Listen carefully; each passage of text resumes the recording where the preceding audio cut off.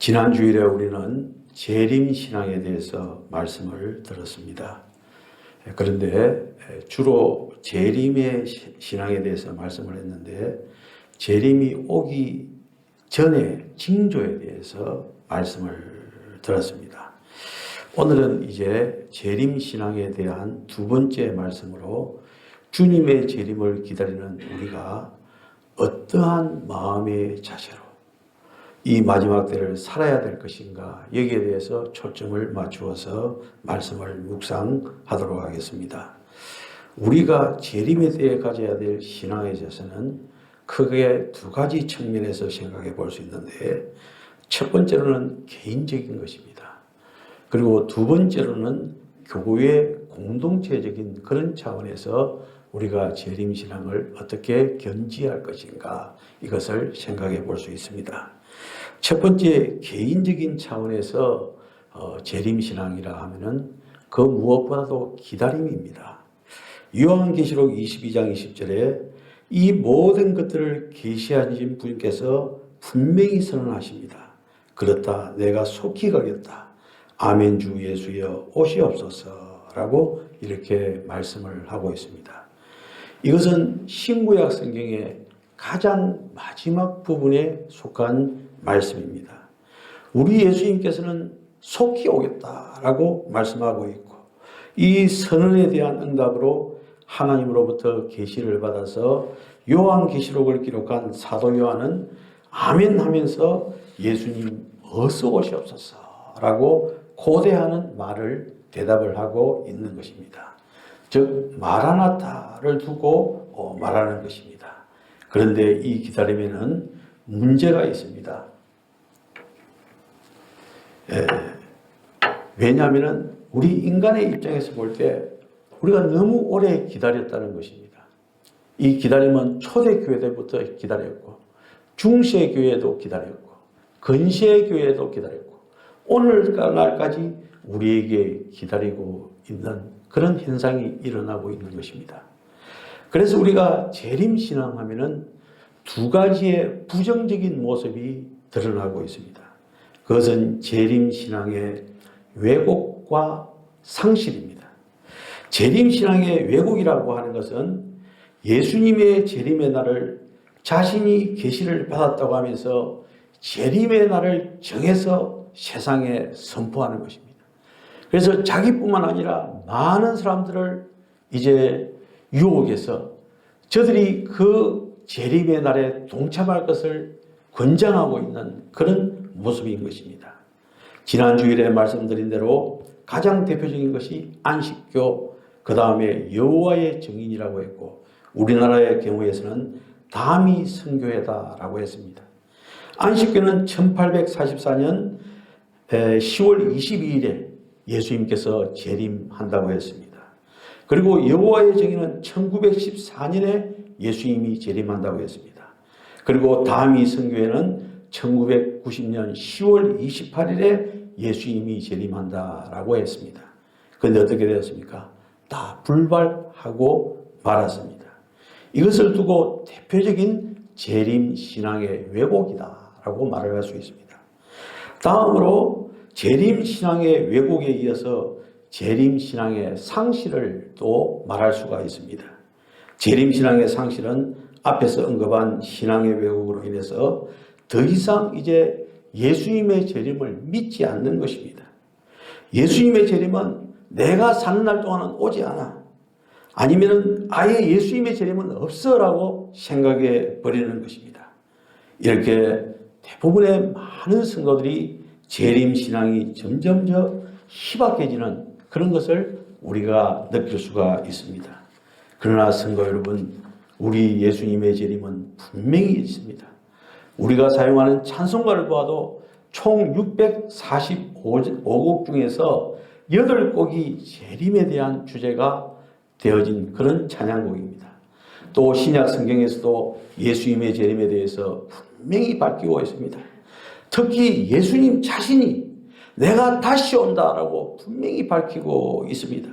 그래서 그 가장 대표적인 성경 구절을 소개하자면 마태복음 24장 23절로부터 27절까지 말씀입니다. 그때의 사람이 너희에게 말하되 보라 그리스도가 여기 있다 혹은 저기 있다 해도 믿지 말라. 거짓 그리스도들과 거짓 선지자들이 일어나 큰 표적과 기사를 보여 할 수만 있으면 택하신 자들도 미혹하리라. 보라 내가 너희에게 미리 말하였노라. 그러면 사람들이 너희에게 말하되 보라 그리스도가 광야에 있다 해도 나가지 말고 보라 골방에 있다 해도 믿지 말라. 번개가 동편에서 나서 성편까지 번쩍임 같이 인자의 임함도 이러하리라. 우리 예수님께서는 온 우주적으로 우리가 전혀 모르는 그런 상황 속에서 오신다라고 스스로 밝히고 있는 것입니다. 그리고 요한계시록 1장 7절에 보면은 우리 예수님께서 또 직접 말씀하십니다. 볼지어다 구름을 타고 오시리라. 각인의 눈이 그를 보겠고 그를 찌른 자들도 볼 터이요 땅에 있는 모든 족속이 그를 인하여 애곡하리니 그러하리라. 아멘. 이렇게 말씀하고 있습니다. 성도 여러분, 예수님의 재림은 분명히 있습니다. 할렐루야. 우리는요 낙심하지 않고 왜곡하지 않고 상실하지 않고 정석적인 재림의 신앙을 가지고 끈기 있게 우리는 기다려야 되는 것입니다. 기다림에 지쳐서 예수님에 대한 재림신앙을 왜곡하고 상실해서는 아니 된다는 것입니다. 그러기 위해서 우리는 어떻게 해야 되느냐 하면요, 성실한 신앙생활이 필요합니다.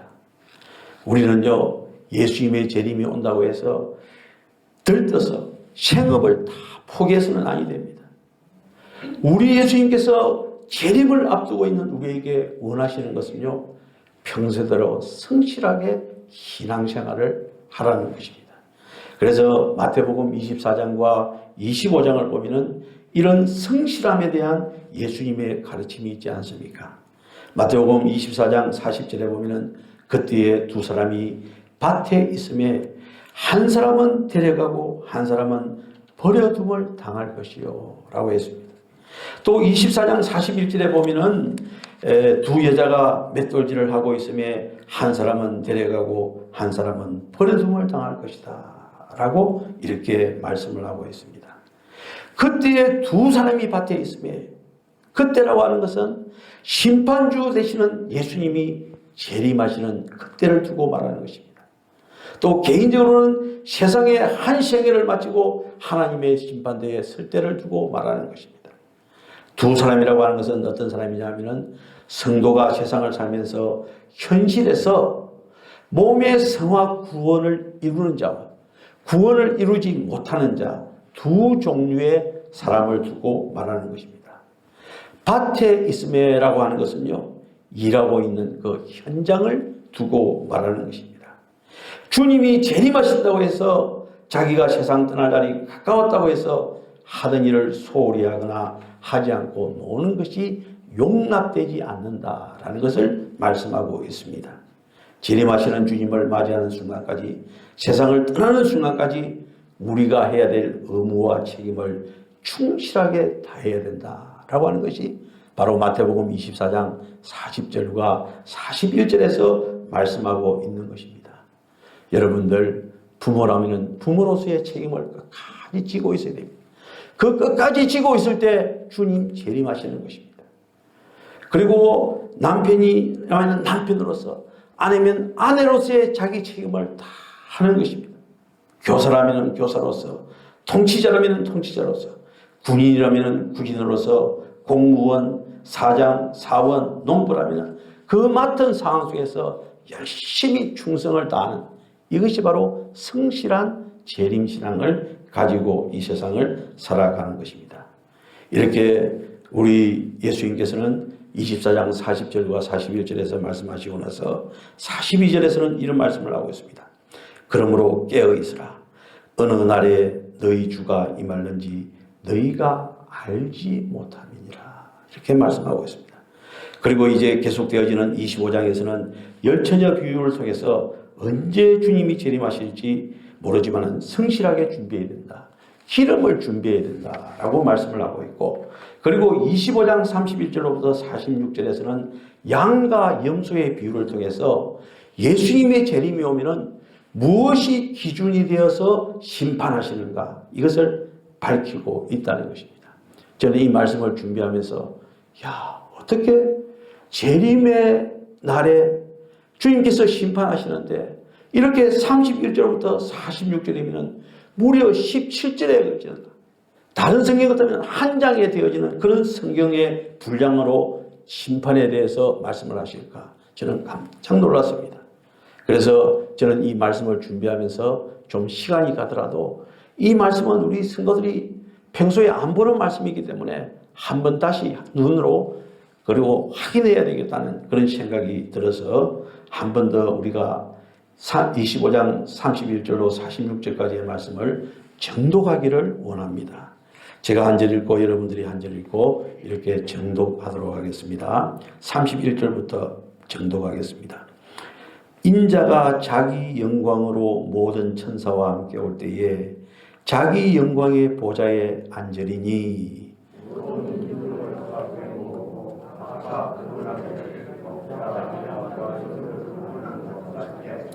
양은 그 오른편에 염소는 왼편에 두리라.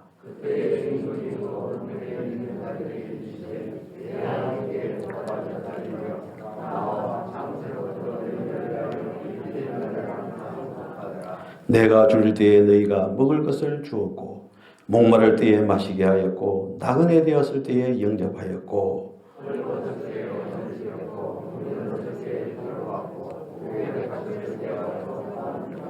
이에 의인들이 대답하여 이르되 주여 우리가 어느 때에 주께서 주린 것을 보고 음식을 대접하였으며 목마르신 것을 보고 마시게 하였나이까.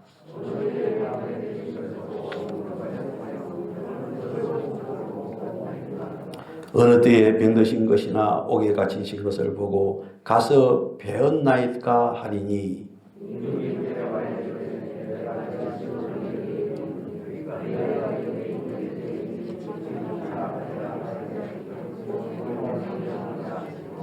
또 왼편에 있는 자들에게 이르시되 저주를 받은 자들아 나를 떠나 마귀와 그 사자들을 위하여 예비된 영원한 불에 들어가라.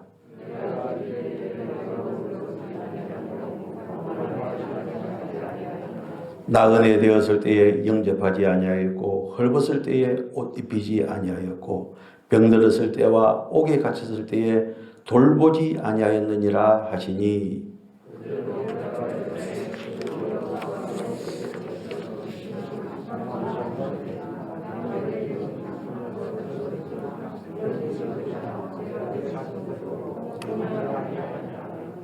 이에 임금이 대답하여 이르시되 내가 진실로 너희에게 이르노니 이 지극히 작은 자 하나에게 하지 아니한 것이 곧 내게 하지 아니한 것이라 하시니라. 아멘. 이게 언제 이루어진다고요? 바로 주님께서 재림하시고 심판하실 때 이 일이 이루어진다는 것입니다. 근데 이 말씀을 가만히 보면은요, 여기에 보면은 의인으로 구분되어진 이 양이 구제하는 착한 일을 했을 때 이 남이 모르게 그냥 생활화되어지는 이런 구제의 모습이라는 것입니다. 그래서 자기는 그것 때문에 칭찬을 받을 줄 전혀 몰랐다는 것입니다. 그런데 막상 심판대에 서 보니까 자기가 평소에 그냥 습관적으로 아주 당연하게 했던 그 일들이 하나님으로부터 칭찬을 받고 그리고 상을 받는 놀라운 역사의 일이 되어졌다 이 말인 것입니다. 여러분들 이것이 바로 우리가 개인적으로 가져야 될 재림신앙인 것입니다. 우리가 열심히 교회에 오는 것 좋습니다. 열심히 기도하는 것 좋습니다. 그러나 그 말씀 듣고 예배에 참석하고 기도하는 모든 것들이 무엇과 자연스러워 연결되어야 된다고요? 구제와 봉사로 연결되어지는 것. 이것이 심판때에 주님으로부터 칭찬을 받는 귀한 것이 되어진다는 것을 말씀하고 있습니다. 그래서 데살로니가전서 3장 12절로부터 13절에 보면은 이런 말씀이 있습니다. 또 주께서 우리가 너희를 사랑한 것 같이 너희도 뭐라고요? 피차 간에 모든 사람에 대한 사랑이 더욱 많이 넘치게 하사 너희 마음을 굳건하게 하시고 우리 주 예수께서 그의 모든 성도와 함께 강림하실 때에 하나님 우리 아버지 앞에서 거룩함에 흠이 없게 하기를 원하노라 라고 했습니다. 우리가 거룩하게 한다는 것이 뭐 양복을 쫙 빼입고 한복을 쫙 빼입고 교회 오면은 걸음걸이도 천천히 걷고 얼굴도 엄숙하게 하는 그게 아니라 이웃을 사랑하는 것. 이것이 바로 무엇이라고요? 거룩함에 흠이 없는 것이다 라고 말씀하고 있는 것입니다. 성도 여러분, 오늘날 교회와 성도는 역사적인 예수님, 그러니까 성육신하신 예수님, 십자가에 달리신 예수님, 부활하신 예수님, 성천하신 예수님에 대한 믿음에서는 나름대로 철저합니다. 그러나 다시 오실 예수님에 대한 믿음은 상대적으로 약합니다. 재림신앙이 점점 희박해지고 있는 것입니다.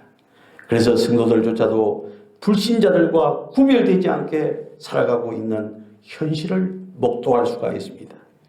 예수님의 다시 오심을 믿고 일상에서 믿음으로 그때를 준비하는 재림신앙, 이것이 참으로 중요한 것임을 말씀하고 있습니다. 저는 지금까지는 개인적인 차원에서의 이제 재림신앙에 대해서 말씀을 드렸다면 이제는 우리 서귀포 동원교회 신앙의 공동체가 어떤 식으로 재림신앙을 가져야 될 것인가, 무장할 것인가, 여기에 대해서 말씀을 드리겠습니다. 한 교회를 소개함으로 여러분들에게 우리 교회가 가져야 될 재림신앙에 대해서 말씀을 드리겠습니다. 미국에 가면은 척 스미스 2013년도에 돌아가셨는데 척 스미스 목사님이라는 분이 계시는데 그분이 담임하는 교회가 갈보리 채플 교회입니다. 어떤 목사님이 십몇 년 전에 미국에 갔을 때에 그 고 스미스, 척 스미스 목사님에게 전화를 걸어서 목사님께서 새로 세운 그런 예배당에 한번 구경하러 갔으면 좋겠는데요 라고 하니까 그 척 스미스 목사님이 이런 말을 하더랍니다. 잘 찾아올는지 모르겠는데요 라고 이렇게 말씀을 하더라는 것입니다. 이때 한국에서 간 그 목사님은 미국에서 자기가 오랫동안 살았기 때문에 주소만 알면은 제가 직접 차를 몰고 찾아갈 테니까 주소를 가르쳐 줬어요 라고 해가지고 주소를 받고 그 갈보리 채플을 찾아갔습니다. 몇 바퀴를 돌아도 그 갈보리 채플 교회를 찾지를 못했습니다. 그 교회는 약 한 2만 5천 명이 모이는 교회는 엄청나게 큰 교회입니다. 그래서 그분은 쉽게 교회를 찾을 수 있다고 생각했습니다. 여의도에 가면은 여의도 순복음 크지 않습니까? 한눈에 찾을 수가 있습니다. 명동에 가면은 어떤 교회요? 명동에 가면 영락교회 쉽게 찾을 수가 있습니다. 그런데 2만 5천 명이 모이는 그 교회를 찾는데 몇 바퀴를 돌아도 찾지 못해가지고 사람들에게 물어서 그 교회를 찾아갔다는 것입니다. 찾아가 보니까 그 교회는 척 스미스 목사님이 말하는 것처럼 일반 예배당처럼 생겨지지 않았다는 것입니다.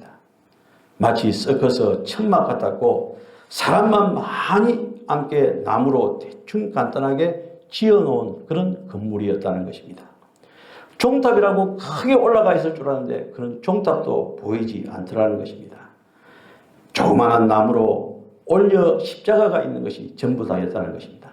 그런데 자세히 보니까 그 나무 십자가 꼭대기 바로 밑에 갈보리 채플이라고 하는 교회 이름이 적혀 있고 그 밑에다가 무엇이 써져 있냐면은 마라나타 커뮤니티라고 하는 이런 글이 써져 있다는 것입니다.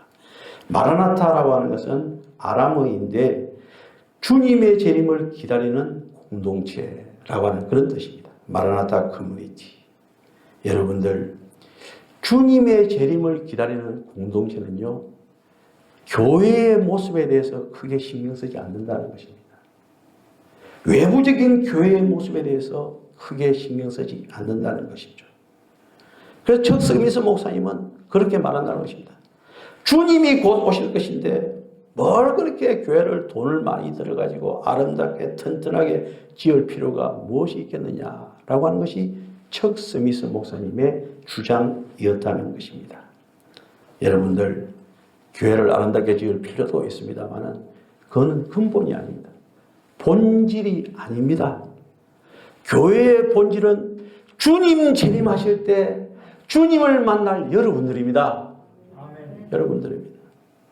교회가 아무리 아름답게 세워져도요, 몇십 년 지나면 다 허물어질 수밖에 없고 낡을 수밖에 없는 것이 교회 건물이 아니겠습니까?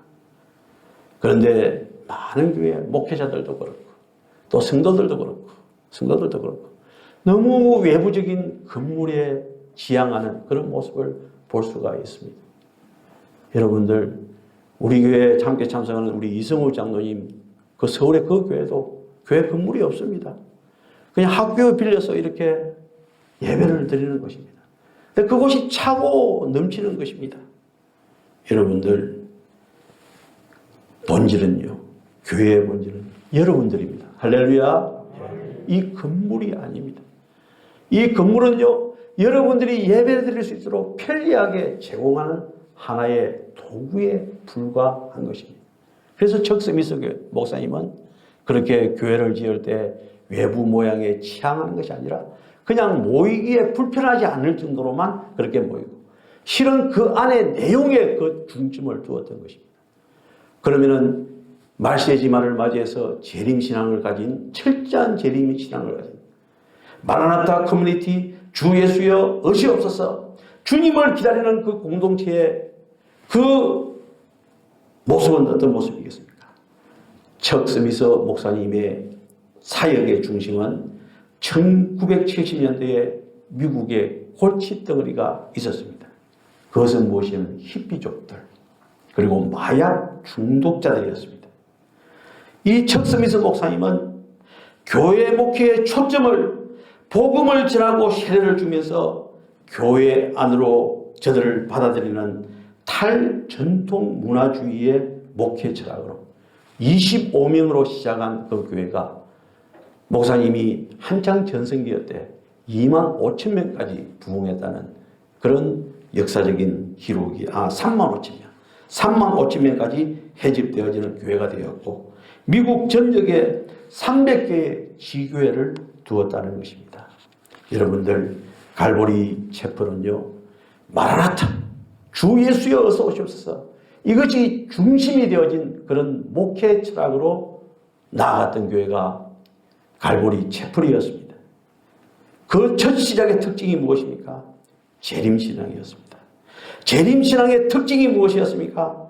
사회로부터 소외당한 히피족들과 마약 중독자들을 돌보는 것, 이것이 목회 철학의 중심이 되었다는 것입니다. 여러분들, 우리는 오늘 이 양과 염소의 심판에 대한 내용을 많이 읽었습니다만은 한 번 더 보기를 원합니다. 마태복음 25장 34절로 40절에 보면은 그때의 임금이 그 오른편에 있는 자들에게 이르시되 내 아버지께 복받을 자들이여, 나와 창세로부터 너희를 위하여 예비된 나라를 상속받으라. 내가 줄일 때에 너희가 먹을 것을 줬고, 목마를 때에 마시게 하였고, 나그네 되었을 때에 영접하였고, 헐벗을 때에 옷을 입혔고, 병들었을 때에 돌보았고, 옥에 갇혔을 때에 와서 보았느니라. 이에 의인들이 대답하되 주여, 우리가 어느 때에 주께서 줄이신 것을 보고 음식을 대접하였으며 목마르신 것을 보고 마시게 하였나이까? 어느 때에 나그네 되신 것을 보고 영접하였으며 헐벗은 것을 보고 옷 입혔나이까? 어느 때에 병드신 것이나 옥에 갇힌 것을 보고 가서 배웠나이까 하리니, 임금이 대답하여 이르되 내가 진실로 너희에게 이르노니 너희가 여기 내 형제 중에 지극히 작은 자 하나에게 한 것이 곧 내게 한 것이니라. 할렐루야. 여러분들, 이것입니다. 이것이 바로 재림신앙으로 무장해야 될 우리 교회에 나아가야 될 길인 것입니다. 저는 이까지 어제 저녁에 사실은 말씀을 정리하고 다음에 결론은 하나님께서 주실 줄로 믿고 잠을 잤습니다. 잠을 자는데 이제 잠에서도 하나님 아버지, 내일 설교의 결론은 무엇입니까? 라고 물어보면서 이제 자는 거죠. 자고 있는데 하나님께서 생각을 주셨어요. 그 생각은 무엇이냐면은 우리 교회 나라의 조선 말기에 우리나라에 들어온 선교사들이 생각이 나는 거예요. 그 선교사들, 미국에서, 영국에서, 네덜란드에서, 세계에서 말이죠. 한 달 이상, 그 당시는 비행기도 없고 배를 타고 오는데 목숨을 걸고 오는 겁니다. 그것 때문에 우리나라가 이렇게 기독교가 왕성하게 되어진 결과가 초래되어진 것입니다. 아멘. 저들이 와서 무엇을 했습니까? 그냥 왕실에 가서 그 높은 사람들과 사귀면서 했습니까? 그렇지 않았습니다. 저들은요, 가난한 자들에게 나아갔습니다. 전국 곳곳에 병원을 세웠습니다. 병원을 세웠습니다. 그래서 아파서 도저히, 그 당시는 한의원 아닙니까? 한의원에 갈 수 없는 사람들이, 돈이 없는 사람들이 그 양의원에 다 몰려서 많은 사람들이 병을 낫고 치료를 받고 또 복음을 받아들이지 않았습니까? 또 학교도 많이 세웠습니다. 그래서 불쌍한 사람 아이들 다 모아가지고 말이죠, 저들에게 교육을 시켰습니다. 여러분들, 이화여대가 얼마나 좋은 학교입니까? 이화여대 얼마나 좋은 학교입니까? 그 학교가 어떻게 생겼습니까? 고아 여자아이 한 명을, 길거리에 버려져 있는 고아 여자아이 한 명을 데려와가지고 시작한 것이 바로 이화여대인 것입니다. 지금은 학교에 가면 돈을 주고 막 이러지만 그 당시는 선교사들이 학교를 세워두고 말이죠, 가난한 자들을 그냥 불러가지고 먹이면서 입히면서 가르치면서, 이게 한국 기독교의 시작인 것입니다. 제가 그 생각을 다시 한번 하면서, 그래, 맞아, 저들이 한 달 이상 배를 타고 목숨을 걸고 한국에 오고 그 낮고 천한 사람들을 불러다가 교육을 시키고 병을 고쳐주고 먹여주고 입혀주고 하는 이것이 바로 재림신앙이다. 할렐루야.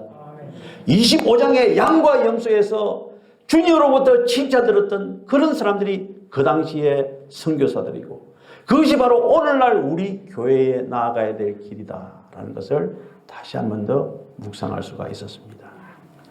여러분들, 이번 주 제주 기독신문에 보면은, 우리 오면에 보면은 우리 서귀포 동원교회 기사가, 탐방 기사가 한 명 가득 실려 있습니다. 사실은 2주 전에 제주 기독신문에 기자가 저한테 와서 인터뷰를 했습니다. 1시간 가까이 쭉 이야기를 나누는데 저보고 그러더라고요. 목사님, 목회 방침이 무엇입니까? 앞으로 어떤 식의 목회를 하기를 원합니까? 목회 프로그램이 뭡니까? 라고 그렇게 이야기할 때 제가 그런 이야기를 했습니다. 2가지입니다. 라고 말을 하면서, 첫 번째는 우리 교회는 구제입니다. 말씀도 구제와 함께 말씀이요, 기도도 구제와 함께 기도요. 그래, 왜 그렇게 생각했습니까? 라고 했을 때 제가 그렇게 대답했습니다. 제가 부산과 서울에서 목회를 30년 동안 했는데 모든 프로그램은 다 해봤다. 세미나에 다 참석해봤다. 그리고 30년이 지나고 나서 돌아보니까, 가난한 자를 돌보는 것, 이웃을 내 몸과 같이 사랑하는 것을 제외하고 그 어떤 프로그램을 진행해도 그것은 헛것이다 라는 그런 생각이 들어서 나는 구제에 주력하려고 합니다 라고 하는 그런 대답을 했습니다. 그리고 또 한 가지 물어보길래 저는 중국 선교입니다 라고 했습니다. 중국 선교. 우리 교회는요, 참으로 100명이 기거하면서 교육을 받을 수 있는 시스템이 구축되어 있는, 정말로 제주도에서도 우리 교회 같은 교회가 없을 정도로 아주 드문 교회입니다. 큰 교회도 이런 시스템이 구축되어져 있지 않습니다. 100명이 기거하면서 식사를 하면서 한 달이고 2달이고 이렇게 교육을 받을 수 있는 환경이 조성되어 있는 교회는 아마 제주도에서 우리 교회가 유일하지 않겠는가 하는 생각이 듭니다. 그런데 제주도 사람들이 무비자로 들어오지 않습니까? 제주도 사람이 아니라 중국 사람들이. 중국에서는 기독교인들이 얼마나 핍박을 많이 받는지 모릅니다. 그분들이 우리 교회가 전초기지가 되어져서 저들이 여기서 힘을 얻고 교육을 받고 나가서 복음을 증거하면요, 저들이 중국에만 머물러 있는 것이 아니라 티벳도 나가고 그 주변에 많은 그 나라들에 나가서 선교 활동을 한다 이 말이죠. 그 전초기지가 어디서부터 시작되어진다고요? 서귀포 동원교회에서부터. 그래서 뒤에 앉아 계시면 우리 이성우 장로님을 보내주시지 않습니까? 아주 캐리어가 그 분야에 있어서 경험이 많으신 우리 장로님을 보내주셔서 우리가 모든 것이 준비되어져 있기 때문에 그러한 것 아니겠습니까? 그래서 그 2가지가 제 목회 방침이다 라고 말씀을 드렸습니다. 제가 재림신앙에 대한 설교를 준비하면서 그래, 이게 바로 재림신앙이다. 할렐루야. 네. 뭐 재림신앙이라 해가지고 뭐 몇월 며칠을 온다 해가지고 흰 옷을 입고 집 다 팔아버리고 자식들하고 해가지고 저 일월산에나 올라가고 해가지고 거기서 예수님 맞이한다고 찬송 부르고 있으면은 그게 재림신앙이 아니다 이 말인 것이죠. 현재 있는 우리의 상황 속에서 우리의 모든 조건과 환경을 하나님께서 주셨는데 이것을 100% 활용해가지고 하나님께 충성을 다하는 것, 이것이 개인적인 재림신앙이요 교회적인 재림신앙인 줄로 믿습니다. 마라나타 커뮤니티, 이것은요 갈보리 채플에만 붙어있는 것이 아니라 우리 교회의 지향점도 무엇이라고요? 마라나타 커뮤니티, 주 예수여 어서 오시옵소서라고 하는 귀한 공동체의 모습인 것입니다. 그래서 우리 서귀포동교회 모든 성도들은 이 재림신앙으로 똘똘 뭉쳐있는 우리 성도들이 되시기를 주님의 이름으로 축원합니다.